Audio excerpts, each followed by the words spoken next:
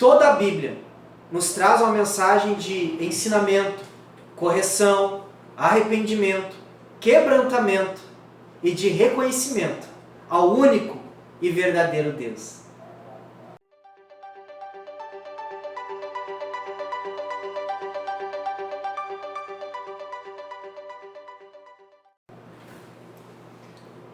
A graça e a paz, eu sou o professor Anderson Velasque e este é o nosso canal Sentinelas da Teologia. Olá, graça e paz, bem-vindo a mais um vídeo do canal Sentinelas da Teologia. E a aula de hoje estaremos trabalhando a lição de número 9, as histórias e as poesias falam ao coração.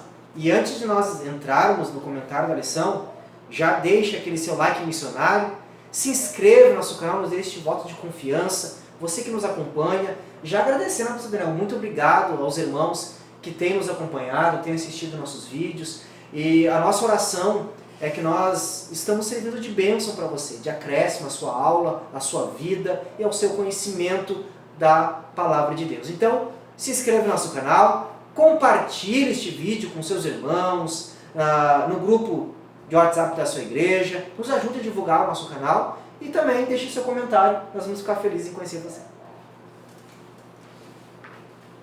O tópico 1 da lição, o escritor da revista vai trazer o tema As Histórias do Antigo Testamento. E aí ele vai abordar os livros históricos, as histórias dos juízes e as histórias dos reis de Israel. E nestes livros, os livros históricos do Antigo Testamento, nestes livros nós encontramos várias histórias bonitas de se relatar, de ação, de se pregar, histórias que nos enchem os olhos, nos mostram, nos fazem ferver o coração. Isso, e feitos de pessoas assim como nós que fizeram coisas extraordinárias.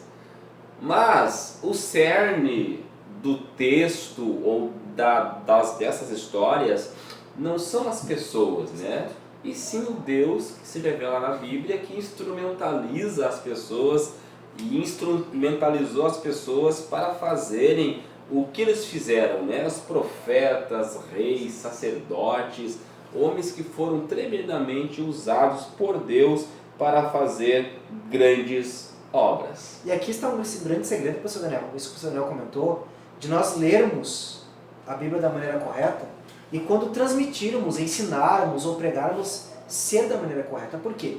Às vezes, infelizmente, enfatiza-se muito o personagem.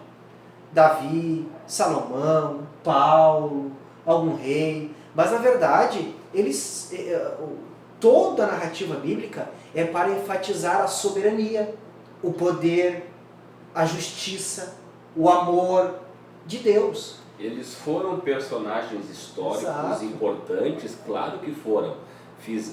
Foram importantes no processo de anunciação do reino de Deus, claro que foram, mas por trás deles está a mão soberana de Deus se revelando através desses personagens para que a gente entendesse de forma mais ampla o propósito, o plano, o objetivo de Deus em salvar a humanidade. Então quando nós encontramos, por exemplo, quando a Bíblia narra sobre Davi, não é porque a Bíblia quer exaltar Davi, mas é para mostrar a soberania de Deus conduzindo a vida de Davi. Para mostrar um Deus que tem todo o controle, um Deus que exalta quem Ele quer e um Deus que humilha quem Ele quer. Então sempre nas narrativas, nos livros históricos, em todos os contextos da história de Israel, é para mostrar a grandeza de Deus, a ação de Deus e a sabedoria de Deus. Pastor Daniel? E isso é importante, porque às vezes se frisa muito, principalmente nas escolas bíblicas infantis, se frisa o personagem, mas não apresenta o Deus do personagem. Então a gente tem que mostrar a ação de Deus através de Davi, o poder de Deus através de Sansão, a manifestação de Deus através dos profetas. É isso que deve ser sempre entendido, visto e transmitido na Bíblia Sagrada. E o próprio Jesus, Anderson, lá no Evangelho de Mateus, no capítulo 5, versículo 39, Jesus vai chamar a atenção dos judeus justamente para este equívoco na interpretação quando as escrituras eram lidas e a forma como eles interpretavam. Olha o que Jesus vai dizer lá em João capítulo 5, versículo de número 39. Jesus vai dizer assim: examinai as escrituras, porque pensais ter nelas a vida eterna. São estas mesmas escrituras que testificam de mim. Jesus está afirmando algo que eles faziam, só que o propósito que eles estavam fazendo era um propósito equivocado. Eles achavam que a leitura, o estudo das escrituras iria dar a eles vida, só que uma vida fora de Cristo. E tanto é que depois no versículo 46 e no versículo 47, olha o que Jesus vai dizer.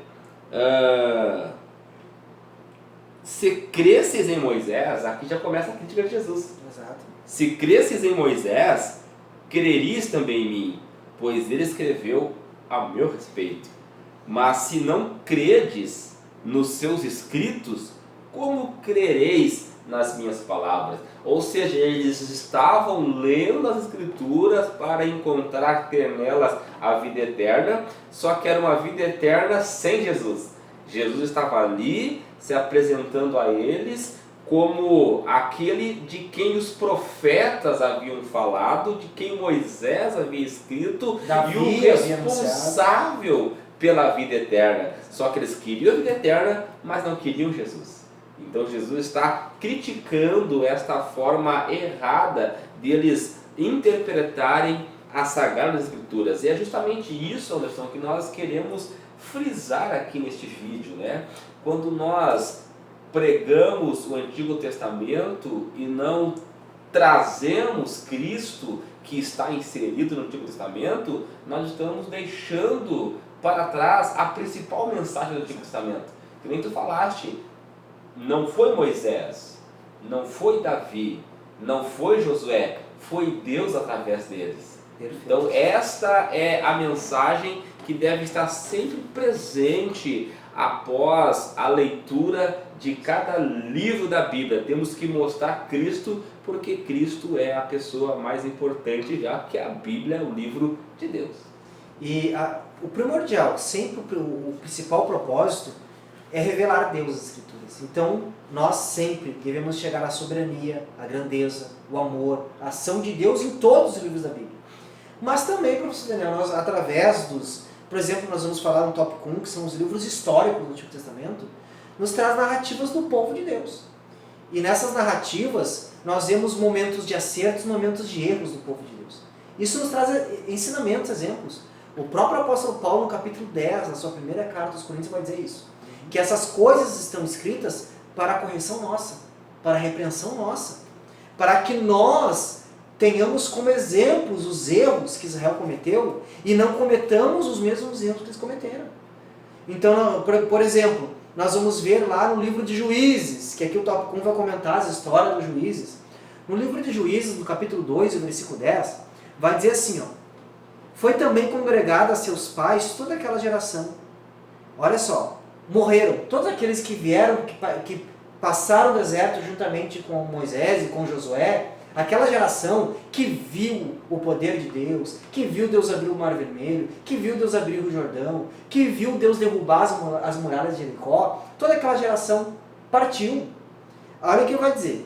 E outra geração após ele se levantou, que não conhecia o Senhor, nem tampouco as obras que fizera Israel. E aí nós vemos no livro de Juízes uma sucessão de fracassos, professor Daniel, porque era uma geração que não conhecia Deus. E olha só o que nós acabamos de falar, imagina uma geração que lê Bíblia, mas não enxerga na palavra de Deus o Deus da palavra. Quando nós lemos a palavra de Deus só para pesquisa, para preparar sermões, e entre outras, mas quando toda a palavra vai revelar Deus, e como nós estamos falando, nos livros históricos vão narrar fatos, acontecimentos, fatos tristes, fatos emocionantes, que nos vão ajudar a entender e aprender com os erros e com os acertos. Aqui nós aprendemos que toda vez que vem um povo, uma geração que não conhece a Deus, é uma geração derrotada, escrava do inimigo, e que acaba ficando ao léu, à mercê dos seus inimigos e de falsos deuses. Quando nós olhamos também para os reis de Israel, os reis, nós vemos o fracasso que é líderes que não priorizam Deus brasileiro, que priorizam o seu nome, que priorizam o seu ministério, que priorizam o seu status, mas esquecem do rei, do Deus de Israel. Então nós vemos que todas as vezes que levantaram-se reis em Israel, que não temiam a Deus, que não priorizavam a pessoa e a palavra de Deus, o povo sofria, o povo padecia e vinha desgraça no povo. O povo se corrompia, o pecado entrava, o pecado se multiplicava. Então nós aprendemos a importância de conhecer a Deus, nós aprendemos a importância de líderes que priorizem a pessoa de Deus. E também nós vemos, por exemplo, o livro de Esther, que é um livro histórico. O livro de Esther não cita a palavra de Deus. Nós não encontramos, é uma coisa interessante de você comentar para os seus alunos na sua aula, que o livro de Esther não fala, não tem a palavra Deus no livro de Esther. Mas em todos os acontecimentos, em cada capítulo do livro de Esther, nós vemos o quê? A soberania de Deus, a ação de Deus, os projetos de Deus. É impressionante, nós não encontramos a palavra Deus no livro de Esther. Mas em cada detalhe do livro, nós vemos a ação, a soberania e a vontade de Deus sendo cumprida. Isso é extraordinário para estudar. Por exemplo, Neemias. Nós falamos de exemplos negativos, mas Neemias nos traz exemplos positivos. Neemias, quando vai para Jerusalém, reconstrói os templos caídos, né, após 70 anos de cativeiro na Babilônia. E nós vemos que eles vão reunir o povo. Ou seja, não adianta reconstruir a cidade, não adianta reconstruir os muros, não adianta reconstruir os templos, se o povo não conhecer o Deus que serve. Aí o que eles fizeram, Daniel? A Bíblia diz que eles vão abrir o livro da lei, a palavra de Deus, e eles vão ler para todos, velhos, crianças, jovens, todos que entendiam. Eles liam mais e explicavam o que estava escrito, ou seja, eles ensinavam Bíblia para o povo. E o que aconteceu? A Bíblia diz que o povo chorava, o povo se jogou com o seu rosto no chão, e o povo começou a se desfazer de todo o pecado, casamento misto, abandonar ídolos, tradições erradas, porque a palavra de Deus limpa o povo. A palavra de Deus traz o povo de volta para Deus. A palavra de Deus gera arrependimento. Então os livros históricos vão nos trazer exemplos de fracassos, quando o povo se esquece de Deus, e exemplos, bons exemplos, que nós devemos seguir hoje, quando o povo vem para a palavra de Deus, quando o povo reconhece Deus. Aí nós vemos a diferença do povo que não conhece e um povo que conhece o Senhor. E esses livros que foram citados, livros históricos, eles têm uma mensagem que deve ser salientada sempre que for falada nesses livros. Por exemplo, no livro de Juízes, nós temos ali Jesus, né, Deus sendo apresentado como juiz libertador. Exato. No livro de Ruth, nós temos Deus sendo apresentado como o nosso parente resgatador. O Goel, aquele que veio resgatar o parente próximo. Em Samuel, 1 e 2 Samuel, Reis e Crônicas, nós temos ali Jesus sendo apresentado como o nosso rei. O rei dos reis, o senhor dos senhores. O rei que não falha, o rei perfeito. Perfeito. E mais, o rei eterno. Porque todos os reis de Israel, ou seja, um rei perfeito, falhos e transitórios. Um rei perfeito, que não falha, justo, porque é o que se espera de um rei, e mais, um rei eterno. Então olha a riqueza do conteúdo de cada livro histórico. No livro de Esdras e Neemias, como tu citaste ali, nós temos Deus sendo apresentado como nosso Redentor. Ou melhor, Deus sendo apresentado como nosso restaurador. Porque o livro de Esdras e Neemias é o livro que fala da restauração do povo. E a restauração é feita como? Através da palavra de Deus. No livro de Esther, nós temos ali Deus sendo apresentado como nosso advogado, aquele que defende a nossa causa. Então, vejam só a riqueza inserida teologicamente nesses livros históricos a respeito de Deus, a respeito de Cristo. Então, pregue os personagens, fale a história, mas saliente que elas apontam para Deus. Sempre enfatizando, enaltecendo a soberania, o poder, a ação de Deus. E no tópico 2 da lição, Anderson, o autor vai nos trazer os temas, os livros poéticos e de sabedoria do Antigo Testamento. Ele vai trazer os livros sapienciais, os livros poéticos, que são Eclesiastes, Provérbios, Jó, Salmos e Cantares de Salomão. E de que forma, seguindo aqui o título da lição, né, de que forma essas poesias falam ao nosso coração? É interessante, nós comentamos na lição da divisão da Bíblia, que essa divisão do Antigo Testamento, que é o Ketubim, né? Que aqui nós encontramos esses livros sapiensais e também poéticos, que são esses 3 livros citados aqui no tópico 2, que é Eclesiastes, esses 3 livros, né? Eclesiastes, Provérbios e Jó, que são livros de sabedoria. Nós vemos que Eclesiastes e Provérbios nos narram ensinamentos, nos narram conselhos para uma vida aqui nesta terra abençoada, próspera. Uma vida... nós vemos que Provérbios e Eclesiastes, Daniel, eles vão nos trazer uma realidade de vida. Ela vai enfatizar a humildade, o amor, a sabedoria, para termos uma vida abençoada diante dos homens, diante da nossa família e diante de Deus. Uma vida abençoada na terra e uma vida salva na eternidade. Então nós vemos que esses 3 livros, Eclesiastes e Provérbios, nos trazem conselhos de sabedoria. E o livro de Jó nos traz na prática, nos traz um exemplo prático de sabedoria.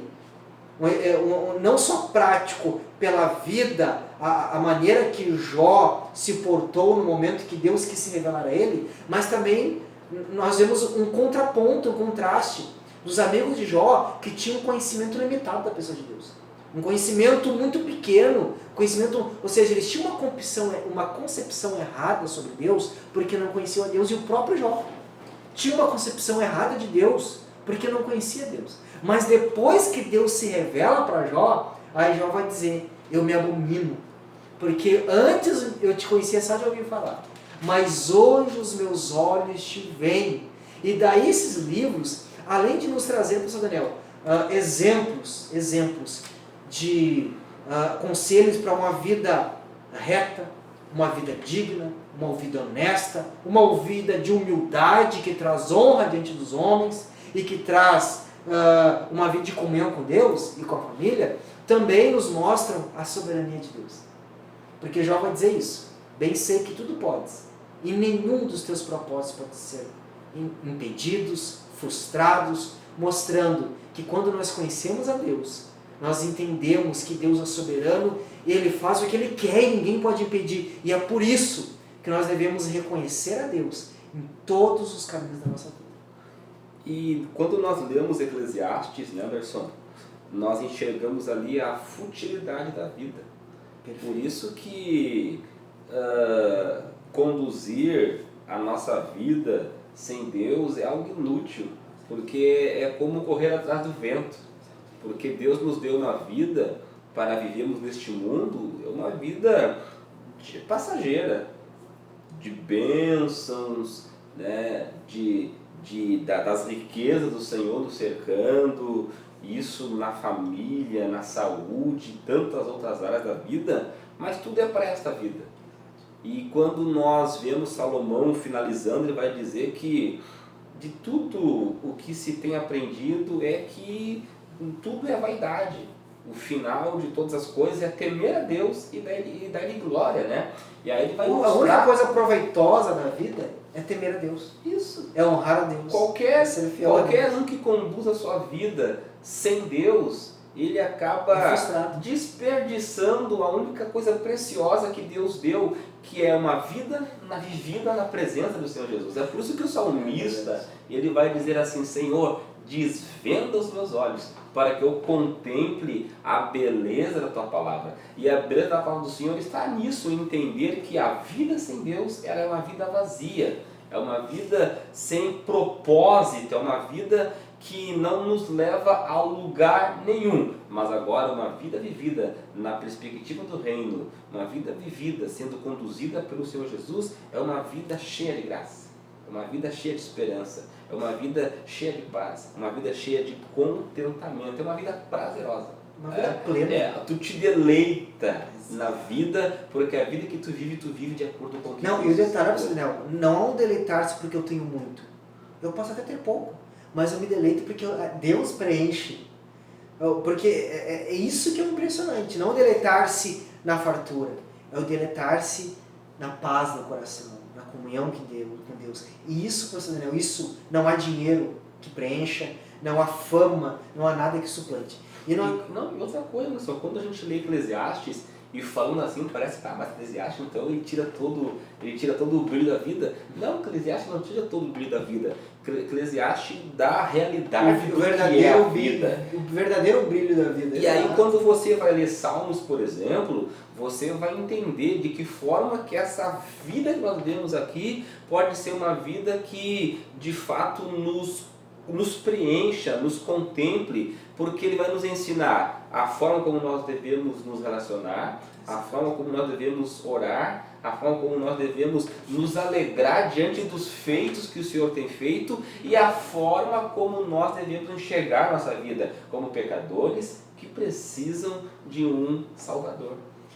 E o interessante é que o livro de Eclesiastes ele sempre vai trazer conselhos que são totalmente na contramão do que o prazer da vida nos oferece. Por exemplo, só um exemplo para você, de repente você pode usar com curiosidade na sua turma, no capítulo 7 de Eclesiastes, um conselheiro vai dizer, é melhor ir na casa onde há luto, ou seja, é melhor ir num velório do que numa festa. Porque lá, num velório, porque numa festa o que se faz? É para beber, se divertir, e ninguém vai pensar no fim da vida, na morte, no fim dos seus dias, mas agora no velório, ali se vê o fim de todos os homens. E todos ponderem, reconheçam isso. Quando a gente vai no velório, a gente para e pensa, eu sou passageiro. Eu não sou... amanhã pode ser eu. E como é que está a minha vida? Eu tenho um Salvador? Eu tenho uma vida de temor a Deus? Aí nos fazem refletir sempre refletir o quão pequeno e passageiro nós somos e que essa pequenez passageira ela se torna frustrada sem o brilho da presença de Deus, da comunhão com Deus, que faz essa pequena passagem nossa aqui nessa terra ser uma passagem plena, com vida. Porque, e já usando Paulo, né? Eu sei estar na fartura, eu sei estar na pobreza, porque eu posso todas as coisas naquele que me fortalece. Como quem diz, o que me dá vida não é o muito nem o pouco, o que me faz estar vivo e feliz é a presença de Deus. Glória a Deus por isso, né? Anderson, da mesma forma como nós falamos dos livros históricos, os livros sapienciais, os livros poéticos, os livros de sabedoria, eles também têm uma mensagem que devem ser trazidas sempre que for falado deste livro. Por exemplo, no livro de Jó, nós temos ali Jó apresentando Deus como o nosso Redentor que vive. Aquele capítulo 19 do livro de Jó, aquele clamor da alma de Jó, né? Sabendo que um dia esse Redentor haveria de se levantar. Quando Jesus, Anderson, está conversando com os judeus, e Jesus vai dizer que Abraão desejou ver o dia de Cristo e viu e se alegrou, os judeus disseram, mas peraí, tu não tem 50 anos e viu nosso pai Abraão? Tem alguma coisa errada aí, né? Ou seja, eles não entendiam de que Abraão, mesmo não tendo visto com os olhos naturais a pessoa de Cristo, pela fé, Abraão, ao ser chamado por Deus, ele viu o dia de Cristo e se alegrou. A prova disto é que quando ele vai oferecer Isaac a Deus, quando a Deus havia pedido, e Isaac pergunta, meu pai, está tudo certo, está aqui o holocausto, está aqui a lenha, está aqui o cutelo, o fogo, mas cadê o cordeiro?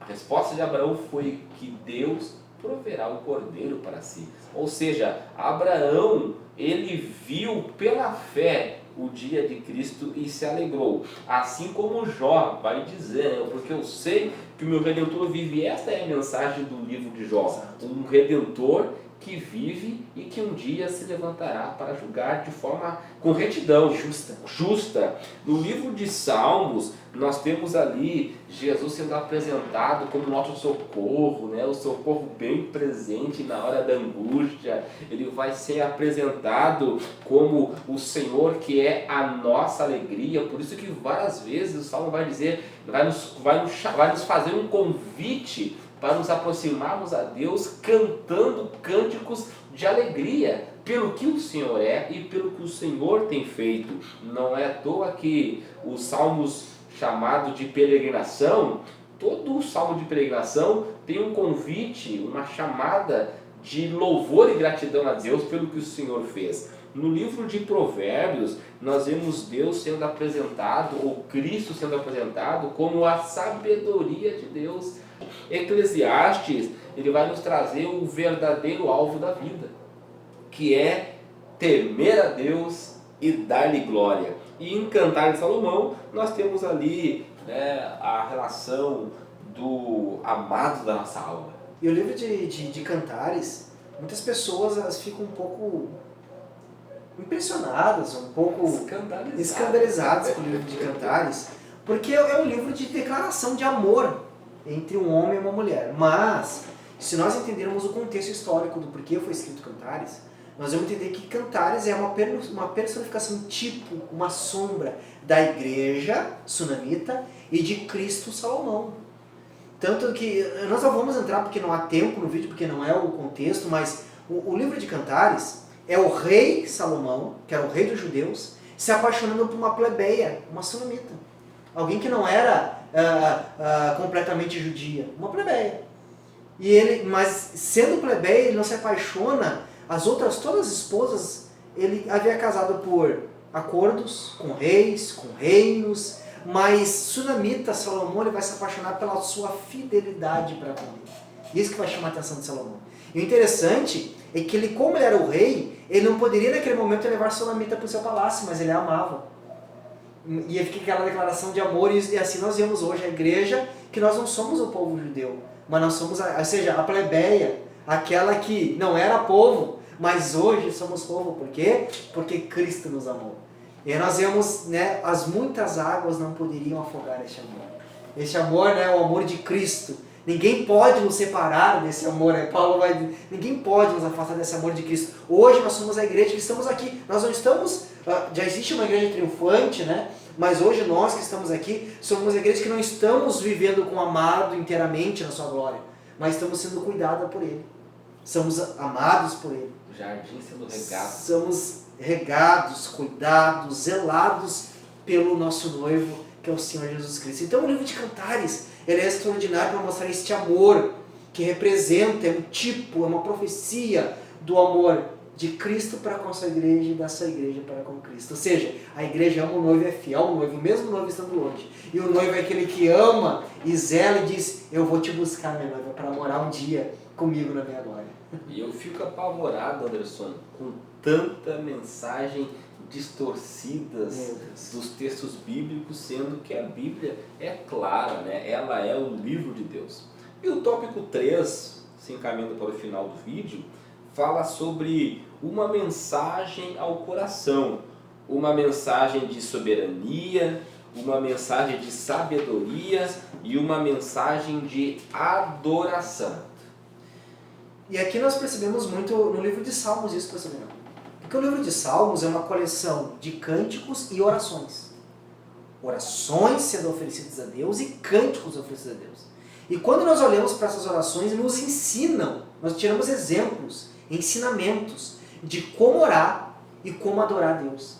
E hoje infelizmente, é triste que nós chegamos nos cultos e nós vemos pessoas orando de maneira errada, equivocada, porque oram, não oração bíblica, mas a oração que aprenderam na TV, que aprenderam com fulano de tal, não oração bíblica.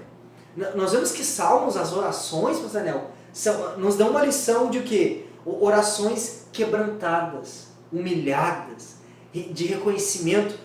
Aqui no livro de Salmos traz exemplos de confissão, como o Salmo 32, o Salmo 53, ou melhor, 51, quando Davi confessa, reconhece Aí nós vemos um dos porquê, mesmo Davi tendo cometido tantos pecados, porque Davi era ser humano, mas Davi ele reconhecia.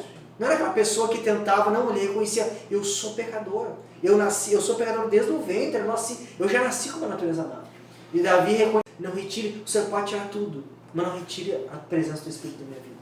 Alguém que, a importância de confessar, quando nós oramos, reconhecer que somos pecadores e confessar nossos pecados a Deus. Então o Salmo nos ensina a orar, nos ensina a reconhecer, confissão, reconhecimento de Deus em todos os nossos caminhos. No livro de Salmo nós vemos Davi sendo o rei de Israel, o rei mais poderoso que teve em Israel, mais reconhecido. E nós vemos lá no Salmo de número 40, verso 17, Davi dizendo, eu sou pobre e necessitado. Davi já era rei. Davi já era detentor de um tesouro incontável de Israel. E Davi vai dizer, eu sou pobre e necessitado, porém, o Senhor cuida de mim. Como é que ele diz? Se eu estou onde estou e sou quem sou, é porque Deus me faz assim. Nós vamos ver Davi, que era um homem, um general de exército, era um rei que vivia em batalhas contra inimigos. Davi vai dizer no Salmo de número 27, ainda que o inimigo se acampar contra mim e estourar a guerra, não temerei mal nenhum, e uma coisa pedirei. Aí alguém poderia pensar, Davi vai pedir a vitória, a derrota do inimigo. Davi vai dizer, não, uma coisa eu pedirei, porque o óbvio de um general, de um rei, é pedir a vitória. O importante era a vitória. Davi vai dizer, uma coisa eu pedirei, que eu possa estar na tua casa todos os dias da minha vida. Esse salmo foi escrito para mostrar que o mais importante para Davi não era a vitória, não era a conquista de reinos. O mais importante para Davi como rei era a presença de Deus, era a comunhão com Deus. Por isso que Davi era um homem escrito no coração de Deus, porque ele reconhecia Deus em todos os caminhos da sua vida. Eu sou rei porque Deus é meu Senhor, é Ele que cuida. A minha alegria é estar nos atos, na presença de Deus. Então o livro de Salmos nos ensina a orar, nos ensina a ter uma vida de confissão a Deus e de reconhecimento que Deus é o melhor da nossa vida, está acima de tudo e de todos. Então são mensagens que quebrantam o nosso coração, geram arrependimento, geram humildade, gera adoração genuína e verdadeira. E o consolo que nós temos desta mensagem bíblica que nos vem ao coração é que Deus, na sua soberania, Ele conduz todas as coisas de forma perfeita.